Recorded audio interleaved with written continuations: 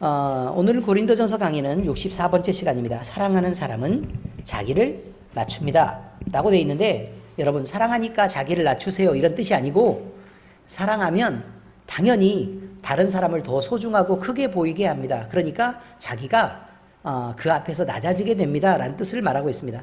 자, 고린도전서는요, 교회에 대해서 설명하고 있는 성경입니다. 그런데 교회의 바람직한 모형이 어떠해야 되는지, 그리고 교회는 나아갈 방향이 어떠해야 되는지, 교회에 이러이런 문제가 생기면 어떻게 대처하는 것이 옳은지에 대해서 가이드를 하고 있습니다.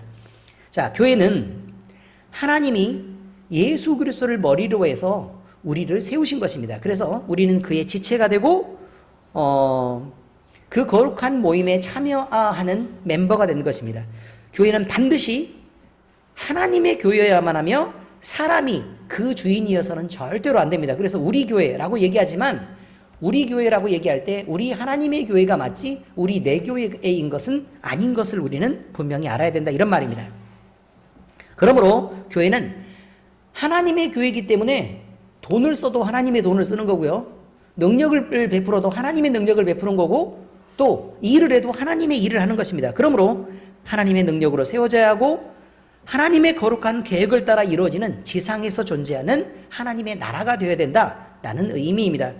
그래서 교회는 반드시 은사가 필요하고, 그 은사를 온전케 하는데 하나님의 사랑이 요구된다라고 얘기하는 것입니다. 우리는 고린도전서 13장에서 주시는 몇 주에 걸쳐 사랑의 말씀을 지금 현재 배워가고 있습니다. 오늘은 사랑이 그 대상에게 나타내는 한 가지의 중요한 특징인 존중과 겸손에 대해서 생각해 보려고 합니다. 그리스도 안에 있는 이 사랑이 우리 엘림교회에 모두 충만해지기를 예수 그리스도의 이름으로 축원합니다. 자, 성경 말씀의 내용을 쭉 보고 그 내용을 정리를 해보면 이런 내용이 나와 있습니다. 자랑은 마음에 자기를 채워서 나타나는 현상이라는 것입니다. 하나님을 잃어버리면요, 우리가 원래는 하나님이 사람을 만드실 때 우리 안에 생명을 부어주셨어요. 그러니까 다시 말해서 껍데기는 흙으로 만들어졌지만 우리의 본질은 무엇으로 채워져 있어야 된다고요? 하나님으로만 채워져 있어야 되는 거예요. 뭘로요? 하나님으로 채워져 있어야 된다고요. 그런데 내 마음속에서 죄를 범하고 하나님을 빼버리면 결국 어떤 일이 벌어지게 될 것이냐, 이 말이에요. 하나님을 잃어버린 영혼은 결국은 상실감에 빠지게 됩니다. 그러므로 상실감은 하나님이 있어서 나타나는 게 아니라 하나님이 없어서 나타나는, 하나님을 잃어버렸기 때문에 나타나는 것이라, 이 말입니다. 이것은 마귀가 주는 생각입니다. 하나님을 잃어버린 인간은 그 영혼에 깊은 상처를 입습니다. 그리고 극도의 불안감에 빠지게 됩니다. 왜 그러는지도 모르고요, 불안감에 빠지게 되죠. 공포를 느낍니다. 그리고 걱정과 근심으로 번뇌하게 됩니다. 그리고 자아 정체성을 이미 잃어버린 인간이 정체성을 상실하고 공허 속에서 표유하게 됩니다.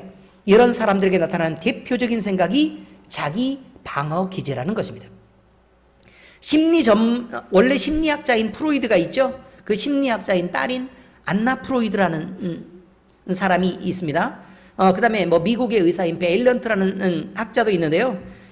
이러한 학자와 의사들은 방어 기제를 외부의 불안한 신호에 따라 자기 자신을 보호하려고 마음의 문을 닫는 행위로 타인으로부터 오는 각종 실수나 놀림, 스트레스나 강요, 그리고 위협 등을 대처하는 적절하거나 또는 넘치는 방식이라고 표현합니다. 너무 어렵죠?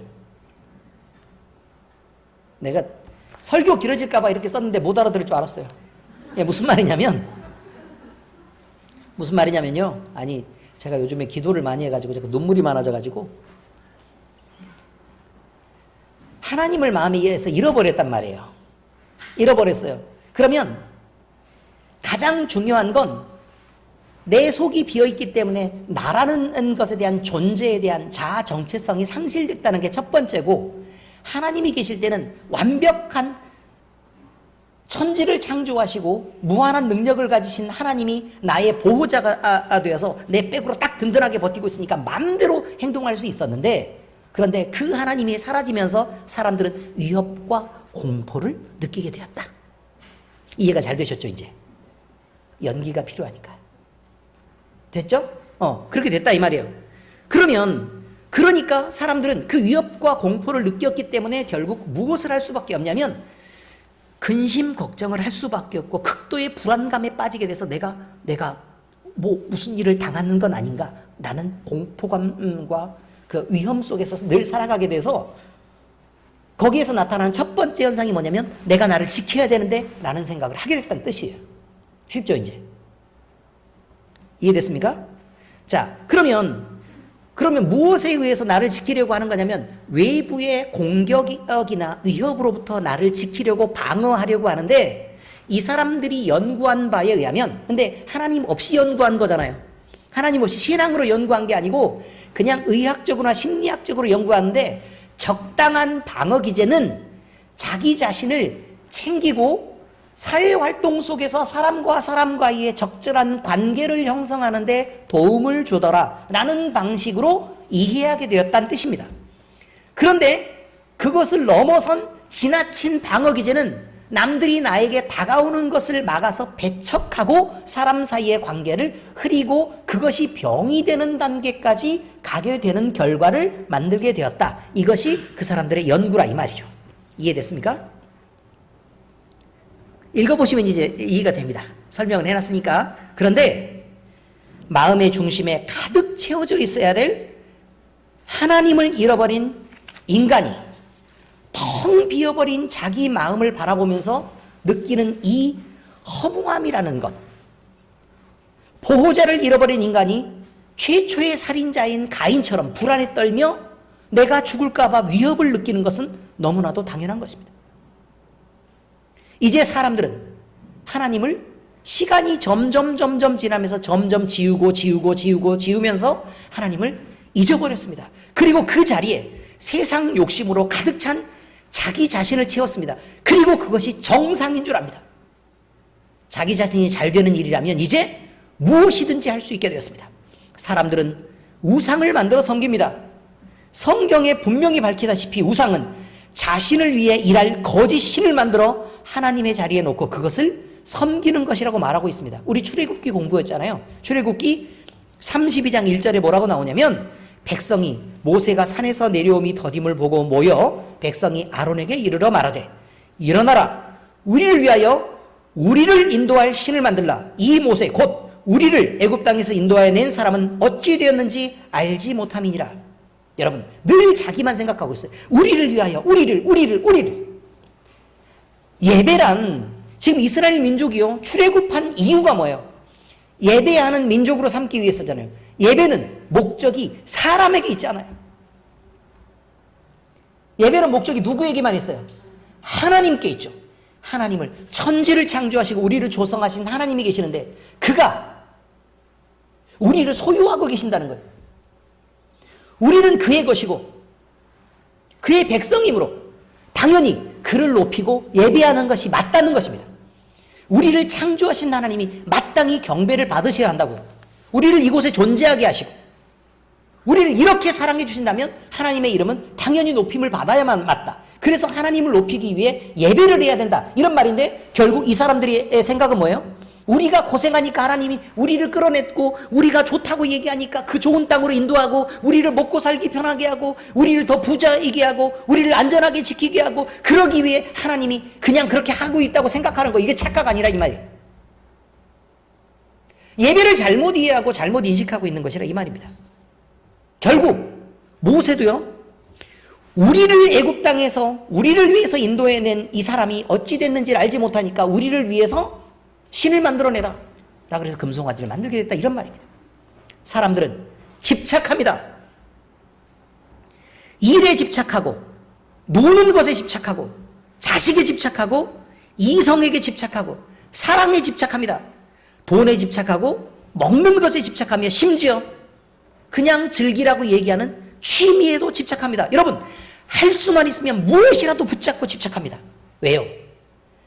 하나님에게 온전히 매여 있어야 될 사람들이 자기 자신을 상실하고 무엇인가 붙잡을 걸 찾고 싶은 건데 그것을 못 찾는 거예요.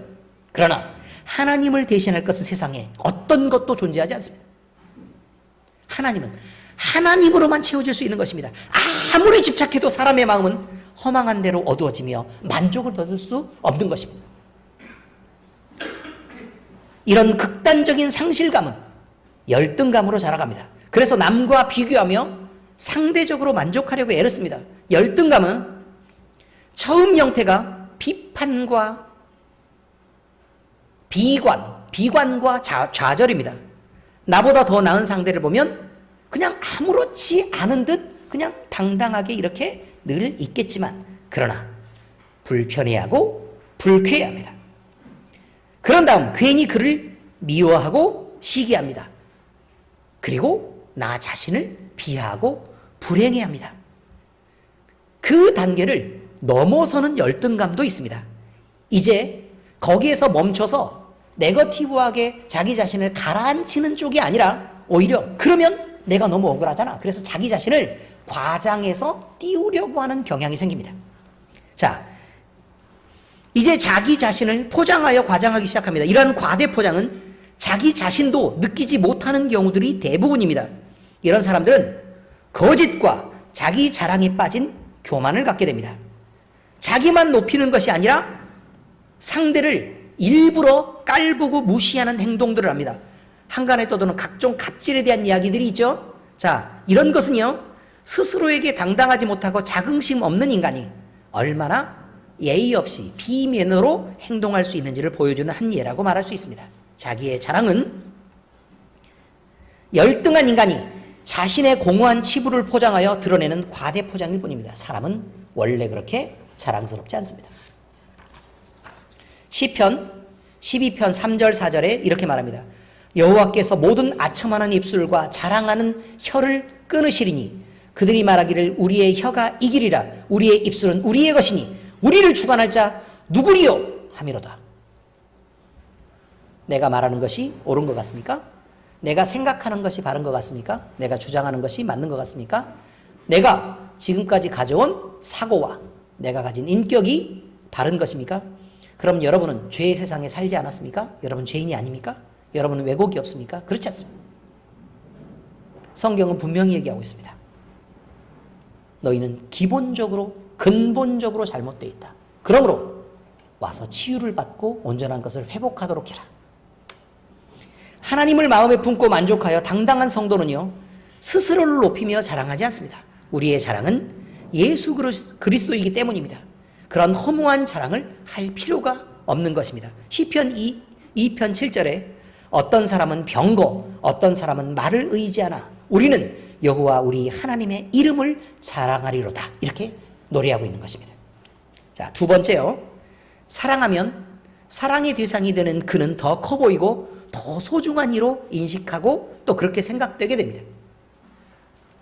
사랑하는 사람이 상실감에 빠지고요, 자기 연민에 빠지는 것은 사랑하지 않기 때문입니다. 다시 말할까요?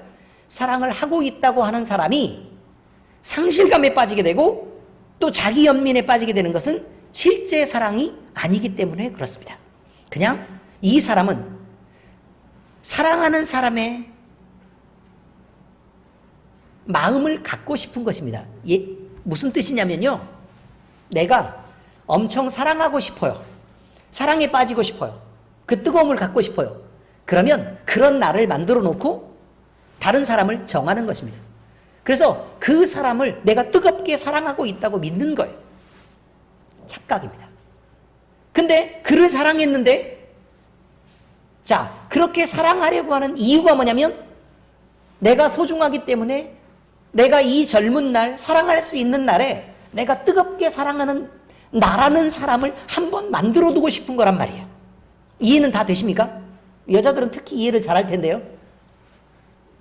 그렇습니다.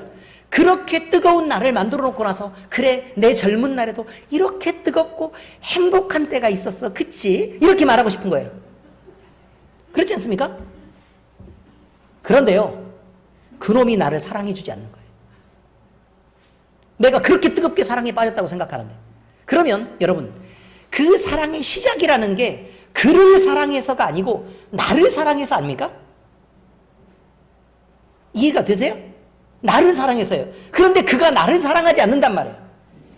그러니까 나는 너무 안 된 거예요, 또. 그래서 자기 연민에 빠지게 된다. 사랑한다고 하는 사람이 자기 연민에 빠지고 늘 사랑을 갈구하고 있다는 사실은 그가 그를 사랑해서가 아니고 나를 사랑해서였기 때문에 그렇다 이 말입니다. 착각이란 말입니다.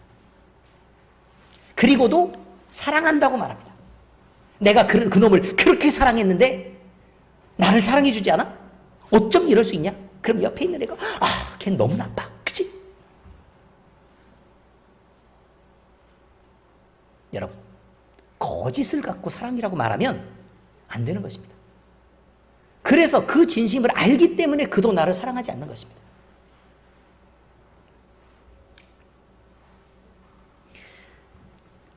만약에 사람이 온전한 사랑을 하고 있다면 이 사람은 사랑하는 사람의 마음이 되기 때문에 내가 가득 차는 게 아니라 그로 가득 차게 되어 있습니다. 사랑을 하면요, 매 순간 그가 생각나게 되고요, 그를 그리워하게 됩니다. 그리고요, 그를 보잖아요, 그럼 예뻐 보입니다. 그를 보잖아요, 사랑스럽습니다. 그리고 매일 그와 함께 있는 상상을 하고 그의 관심을 주면 그냥 기뻐하게 됩니다.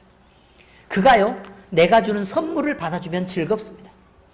내가 주는 관심을 받으면서 내가 만들어주는 음식을 주고 쌩긋 한번 웃어주면 그걸로 내 모든 수고의 고통이 사라집니다. 아가서 1장 9절에서 10절에 이렇게 말합니다. 내 사랑아, 내가 너를 바로의 병거에 준마에 비하였구나.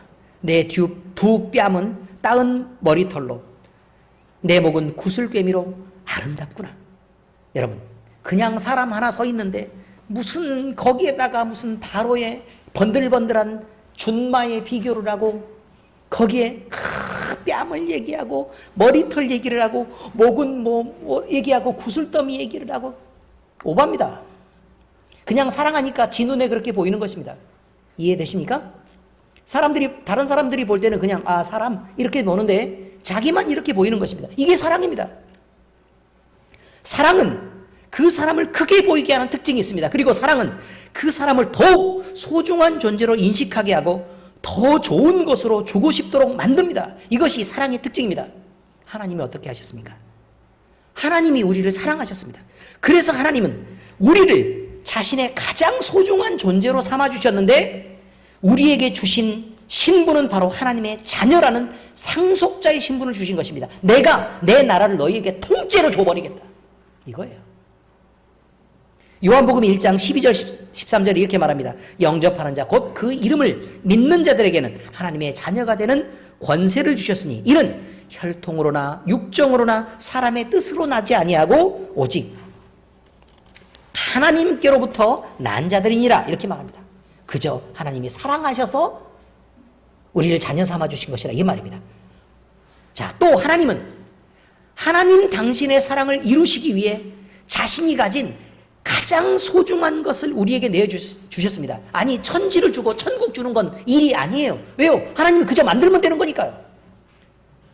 그런데 예수 그리스도는 그냥 만들어지는 분이 아니지 않습니까? 그 예수 그리스도를 우리에게 주셨습니다. 요한일서 4장 9절에서 10절에 그래서 그렇게 말합니다. 하나님의 사랑이 우리에게 이렇게 나타난 바 되었으니 하나님이 자기의 독생자를 세상에 보내심은 그로 말미암아 우리를 살리려 하심이라. 사랑은 여기 있으니 우리가 하나님을 사랑한 것이 아니요 하나님이 우리를 사랑하사 우리 죄를 속하기 위하여 화목 제물로 그 아들을 보내셨습니다. 즉 죽이려고 보낸 거라 이 말이에요. 왜요? 우리를 사랑하시니까. 우리가 우리의 사랑하는 사람에게 가장 좋은 것으로 주고 싶고 또 먹이고 싶고 입히고 싶듯이 우리 하나님도 우리를 사랑하셔서 우리에게 가장 좋은 것을 주고 싶었던 것입니다. 그 가장 좋은 것이 예수 그리스도였고 이 사랑을 우리는 외면하지 말아야 한다는 것입니다. 자, 이제 세 번째 이야기입니다. 그럼에도 불구하고 사랑에서 외면당하는 것과 배신당하는 것은 상대에게 뼈아픈 고통을 주는 것입니다. 사랑의 특징은 그것을 행하는데 인격적인 노력이 필요하다는 것입니다. 이거 굉장히 중요하니까 잘 들어두셔야 됩니다. 우리가 착각하는 부분이 많으니까요. 단지 뜨거워진 감정을 사랑이라고 말한다면 우리는 뜨거울 때는 사랑하는 것이고 그 뜨거움이 식어버리면 사랑하지 않는 것이 됩니다. 그래서요, 이 사랑을 뜨거움으로 착각하는 사람들은 늘 너는 왜 나에게 지금 뜨겁지 않아? 라고 자꾸 반문하게 되고 자꾸 뜨겁지 않다고 의심하게 됩니다. 그러나 사랑은 그 형태만 가지고 있는 것이 아니라는 것을 우리는 인정할 수 있어야 합니다. 사랑은 미움 속에서도 사랑하는 것이고 참으면서도 사랑하는 것이고 애쓰고 견디면서도 사랑하는 것입니다. 해봐서 알잖아요. 사랑은 감정보다 무거운 책임감을 수반하는 것이며 사랑은 뜨거운 감정에 동의했던 사람들이라도 책임을 다하지 않는 사랑을 보면 저놈은 무책임한 사랑이라고 비난하게 되는 것입니다. 저건 진짜 사랑이 아니잖아 라고 말하게 된단 말입니다. 왜 내가 받는 것은 뜨거운 사랑을 요구하고 무책임한 사랑을 보면 왜 뜨겁지 않다고 욕하지 않고 왜 무책임하다고 욕하냐 이 말이에요. 부모는 자녀에게 사랑의 책임을 다해야 합니다. 힘들다고 수고를 벗고 도망할 수 있는 것이 아닙니다. 사랑하기 때문에 마땅히 해야 할 수고의 짐을 져야 하는 것입니다. 부부는 서로에 대하여 정결의 의무를 다하고 서로를 돕고 이끄는 책임을 놓지 말아야 합니다. 이것이 감정을 넘어선 인격적인 사랑이라는 것입니다. 그런데 감정이 식어버리면 사랑을 외면해버리는 사람들이 있습니다. 서로 사랑하기로 하나님과 여러 사람들 앞에서 맹세하고 결혼한 사람이 대화와 관심과 노력으로 어려움을 극복하려고 하질 않고 자기 자신을 양보도 하지 않은 채 내게 손해가 되거나 아니면 피해가 된다고 느끼면 쉽게 이혼해버립니다. 다른 즐거움을 찾아서 나섭니다. 부부의 관계가 나빠지면 사랑의 결실인 자녀도 쉽게 포기해버리는 사람들도 얼마든지 많이 있습니다. 지금 이 세상의 세태는 이렇게 흘러가고 있습니다. 또 그런 사람들을 옳다고 동의해주고 있고 신앙으로 돌아오게 하지 않습니다. 우리는 하나님의 자녀입니다. 그러므로 온전한 사랑, 책임 있는 사랑을 해야 된다는 것입니다. 사랑의 외면과 배신은 상대에게 뼈아픈 고통을 주는 것입니다. 하나님은 우리에게 당신의 거룩한 사랑을 보여주셨습니다. 자기의 가장 소중한 것을 주었고 양보할 수 있는 가장 큰 것을 했습니다. 그것은 우리가 잘못된 선택을 하고 잘못된 길을 갈 때도 포기하지 않는 사랑의 열심으로 나타난 온전한 사랑의 모습이었습니다. 우리는 주를 배신하고 떠났으나 하나님은 우리 가운데 더럽혀진 당신의 이름을 회복시키시고 우리를 거룩하게 하셨습니다. 우리는 주를 버렸으나 주님은 우리를 찾아오시고 우리에게 하나님을 가르치셨습니다. 우리는 우리의 말과 행동에서 하나님을 끊임없이 실망시켰지만 하나님은 우리를 계속해서 가르치시고 온전하게 키워가고 계십니다. 이제 우리는 알고 있습니다. 하나님이 사랑이신 것도 우리가 하나님을 배신하여 죄를 기뻐하며 그의 곁을 떠난 사실도 우리의 왜곡된 선택과 세상을 향한 사랑으로 우리가 더러운 창기처럼 불결하게 희망 없는 자로 살아갈 때에 하나님은 우리를 애써 찾아내셔서 우리를 구원해 주시고 우리를 깨끗하게 보혈로 씻기시고 이제 우리를 하나님의 자녀 삼아 거룩하게 하셨다는 사실을 우리는 분명히 알고 있습니다. 에스겔 36장 23절에 이렇게 말합니다. 여러 나라 가운데 더럽혀진 이름 곧 너희가 그들 가운데서 더럽힌 나의 큰 이름을 내가 거룩하게 할지라. 내가 그들의 눈앞에서 너희로 말미암아 나의 거룩함을 나타내리니 내가 여호와인 줄을 너희 여러 나라 사람이 알리라. 주 여호와의 말씀이니라. 여러분, 여호와의 이름이 회복된다는 것은요, 우리 안에 더러워진 여호와의 이름이 회복된다는 것은 우리 자신의 영혼이 치유받는 것을 의미하고 있습니다. 그러므로 우리의 여러 가지 끊임없는 배신과 우리의 생각으로 하나님을 조종하려고 했던 이 모든 사실들을 이제 놓기로 작정하셔야 합니다. 그래서 하나님이 옳다고 하면 하나님의 생각을 섬겨드리고 또 하나님이 이것이 사랑이라고 하면 그 사랑을 찾아서 여러분이 움직이시는 것이 바르다는 것입니다. 사랑은 자기를 드러내면서 자랑하지 않는 것입니다. 그리고 교만하게 스스로를 높이지 않는 것입니다. 우리가 하나님을 사랑한다면 하나님 앞에서 우리가 자랑 삼아도 안 되고 우리가 교만해져서도 안 됩니다. 그리고 하나님이 주신 사랑이 우리 안에 있다면 우리는 우리 스스로를 높이는 일을 멈춰야 합니다. 하나님은 우리에게 보여주신 사랑이 있는데 그 사랑은 늘 낮고 겸손하게 우리를 섬기고 자기 자신을 희생하는 사랑이었습니다. 자, 이제 성경 말씀을 적용하겠습니다.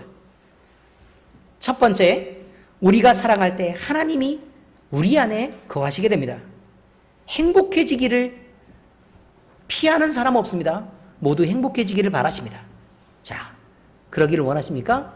그러면 하나님을 사랑하시기 바랍니다. 부유해지기를 원하십니까? 하나님을 사랑하시길 바랍니다. 성령 충만을 원하십니까? 하나님을 사랑하시길 바랍니다. 삶의 복잡한 문제를 완전히 해결받기를 원하십니까? 또 많은 사람 앞에 여러분이 정말 당당해지기를 원하십니까? 그러면 하나님을 사랑하시기 바랍니다. 왜 이렇게 말하느냐? 여기에서 말한 행복과 부요와 성령 충만, 삶의 문제의 해결, 당당한 삶, 이 모든 것들은 하나님이 우리와 함께 계시면 당연히 해결되는 것입니다. 그런데 하나님은 사랑이심으로 사랑 안에만 살고 계신다고 말합니다. 사랑 안에 거하시는 분이에요. 그러므로 우리는 이 모든 문제가 있었을 때 해결의 방법을 분명히 찾은 것입니다. 하나님을 우리 안에 모셔야 된다면 우리 안에 사랑이 있어야 한다는 것입니다. 하나님을 사랑하고 또 하나님의 사랑 안에 거하면 됩니다. 그러면 하나님이 우리 안에 거하시고 이 모든 문제를 해결해 주신다는 것입니다. 우리가 해야 될 일은 단 한 분, 하나님을 사랑하는 것뿐입니다. 요한일서 4장 16절, 하나님이 우리를 사랑하시는 사랑을 우리가 알고 믿었노니 하나님은 사랑이시라. 사랑 안에 거하는 자는 하나님 안에 거하고 하나님도 그의 안에 거하시느니라. 맞죠? 여러분 안에 마음껏 하나님을 소유하시고 하나님이 그 모든 문제를 맡으시기를 기도하시기 바랍니다. 자, 이제 두 번째입니다. 우리의 사랑은요, 따뜻한 눈빛과 진실하고 겸손한 행동으로 나타나야 합니다. 말로 사랑하는 사람은 허다하게 많습니다. 그러나 행동을 보여주는 사랑은 적습니다. 무슨 말이냐면 조금 보여줄 수는 있지만 꾸준한 행동으로 사랑하는 사람은 적단 말입니다. 왜냐하면 말은 쉽고 행동은 어렵기 때문에 그렇습니다. 사랑한다는 말을요, 왜 많은 사람들이 자꾸 듣고 싶어 할까요? 그것은 사랑하는 이에게서 사랑한다는 말을 듣는 것은 수천 번, 수만 번 들어도 늘 행복한 마음을 주는 것이기 때문에 그렇습니다. 그 노래도 있죠. 사랑하는 마음보다. 그 노래 알아요? 사랑하는 마음보다 더 좋은 건 없을걸? 사랑하는 마음보다 더 신나는 건 없을걸? 뭐 이렇게 쭉 다 얘기해줘. 근데 그 뒤편에 1000만 번 더 들어도 기분 좋은 말, 사랑해. 이렇게 말한단 말입니다. 그런데 사랑한다고 말하는 사람에게 여러분은 진짜 사랑하냐고 묻게 되는 경우는 없습니까? 그 사람이 사랑한다고, 자기야 사랑해? 그럼 정말 사랑해? 라고 묻는 경우 있어요, 없어요? 있어요? 그럼 왜 그럴까요, 도대체? 그것은 그 사랑이 보여주는 행동에서 진심인 것 같지 않기 때문에 자꾸 의심이 들기 때문일 것입니다. 행동으로 보여주는 묵묵한 사랑을 늘 받는 사람은요, 사랑해 라고 얘기하면 됐어, 자꾸 그런 말을 해 라고 얘기하겠죠. 그런데 그런 사랑은 금방 보아도 알고 또 자기 자신이 벅차도록 누리는 사랑이기 때문에 그렇게 굳이 사랑한다고 얘기하지 않아도 얼마든지 괜찮습니다. 물론 사랑한다고 말하면 더 좋겠지만, 그런데 말뿐인 사랑을 하려는 사람들에게는 묻지 않을 수 없는 것입니다. 왜냐하면 말로만 앞세우는 그 사랑은 늘 진심으로 다가오지 않기 때문에 그렇습니다. 하나님은 우리를 사랑하실 때 모든 수고와 배려와 노력을 아끼지 않았습니다. 성경에서는 우리가 하나님 안에 있어도 약한 줄도 알고 능력이 부족한 줄도 아신답니다. 다시 말해서요, 하나님 안에 우리가 있어요. 그런데 우리가 못난 거 알아요. 우리가 약한 거 알아요. 우리가 능력이 없는 거 알아요. 우리가 거짓된 걸 알아요. 우리가 모나고 거칠은 걸 알아요. 다 알겠다고 얘기합니다. 그럼에도 불구하고 하나님은 네가 겨우 실력이 그거밖에 안 되니까 나는 딴 애를 찾아봐야겠다. 너보다 더 나은 애가 얼마나 많냐 라고 하지 않는단 말입니다. 하나님은 우리 마음속에 단지 하나님을 향해서 저요, 이렇게 부족해도 저 하나님을 찾아갈 거예요. 하나님 안에 있을 거예요. 하나님 사랑할 거예요. 라고 그 마음의 진심이 눈꼽만큼만 있다면 하나님은 그것을 찾아내서 반드시 도우겠다고 말씀하시는 것입니다. 우리는 우리의 마음을 돌아보면서 이제 당당해져야 합니다. 마음을 돌아봐야 돼요. 그리고 그 사랑의 흔적들을 찾아내야 돼요. 그 씨들을 찾아야 돼요. 씨앗을 찾아서 반드시 그걸 되살릴 줄 알아야 합니다. 그리고요, 그것만 있다면 당당하게 하나님 앞에 나갈 수 있어야 합니다. 우리 마음에 거짓된 사랑, 형식으로만 잔뜩 채워져 있고 말로만 포장해서 실제로는 자기를 사랑하면서 하나님을 사랑한다고 하는 그 거짓 마음을 하나님 앞에 들이밀면서 하나님 사랑해요 라고 말하지 말아야 합니다. 왜냐하면 하나님은 그것을 아시기 때문에 그렇습니다. 하나님을 사랑하노라 말하고 그의 계명을 지키는 것을 가볍게 여기거나 우리 안에 살아계시는 그의 존재를 부끄러워하는 사람이 어떻게 그것을 사랑이라고 얘기할 수 있겠습니까? 우리가 하는 사랑은 성령 하나님이 우리 안에 계셔서 이룰 수 있는 그런 사랑입니다. 우리는 그 사랑으로만 온전해질 수 있는 것입니다. 우리의 사랑은 따뜻한 눈빛을 가져야 하고 그리고 진실하고 겸손한 행동으로 나타나고 드러나는 잔잔한 것이어야 됩니다. 하나님을 진정으로 사랑할 때 나타나는 행함과 진실함으로 이제 우리 서로 사랑하라고 말하는 것입니다. 요한일서 3장 18절 자녀들아 우리가 말과 혀로만 사랑하지 말고 행함과 진실함으로 하자라고 얘기하는 데는 그런 이유가 있습니다. 자, 이제 마지막 세 번째입니다. 우리의 사랑은 사랑하는 걸 보고서도 세상이 미워할 수도 있습니다. 질투할 수 있습니다. 그러나 우리가 해야 할 일입니다. 사랑의 사도라고 말하는 요한은요, 사랑을 말하면서 세상이 너희를 미워하여도 이상히 여기지 말라고 말했습니다. 세상이 요구하며 타협하는 사랑이란 적당히 주고받는 거래 같은 것입니다. 그래서요, 내가 이만큼 했으면 너도 그만큼 해 라고 얘기하는 그 사랑을 여러분이 지금 현재 옳다고 인정하고 있을지도 모른다 이 말입니다. 내가 마음을 다했으면 너도 마음을 다해. 이게 사랑이라고 생각하겠죠. 내가 선물을 이만큼 했으면 너도 그만큼은 해야 되는 거 아니야? 밥 먹을 때 돈을 내가 2번 내면 넌 1번은 내야 되는 거 아니냐고 라고 생각하면서 사귀는 그런 사랑이 진짜 사랑이냐 이 말입니다. 세상이 요구하며 타협하는 사랑은 적당히 주고받습니다. 사랑 속에 적당한 미움이 있어도 인정하고요. 책임 없이 뜨거운 사랑이라도 그냥 그럴 수 있을 것이라고 양보합니다. 사랑하는 일을 해하려고 해도 상처를 주어도 너무 사랑한 나머지 그냥 그럴 수 있을 것이라고 두둔해주기도 하고 심지어 받기만 요구하는 자기중심적인 사랑이라도 아유 쟨 예쁘잖아. 예쁘면 당연히 그럴 수 있지.